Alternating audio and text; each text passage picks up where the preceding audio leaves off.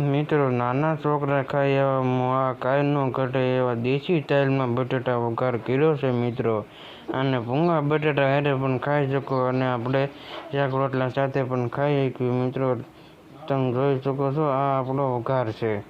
આપણે મરચાં લીધા હતા, આદુ લસણની પેસ્ટ છે અને લીલા ધાણા છે અને લીલા મરચાં છે.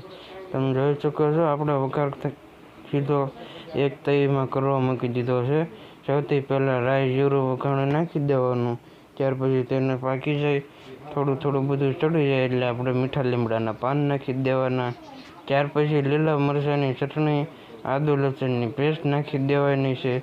તમે જોઈ શકો છો, વઘાર કાંઈ ન ઘટે એવો બન્યો હતો મિત્રો.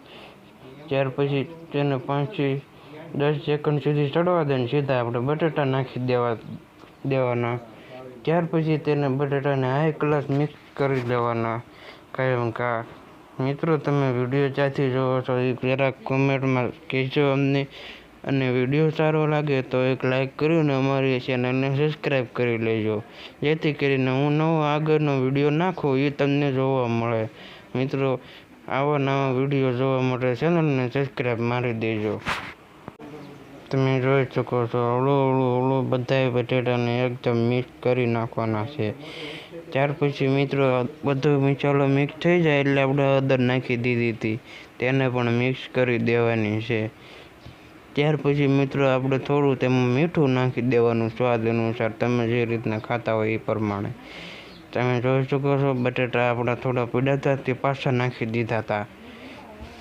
બધા બટેટા નખાઈ જાય ત્યાર પછી મિત્રો, તમે જેટલું તીખું ખાઈ શકતા હોય એ પ્રમાણે મરચું નાખી શકો છો. તમે જોઈ શકો છો, કલર કાંઈ ન ઘટે એવો છે ભાઈ. મોજ પડી ગઈ હતી બટેટા.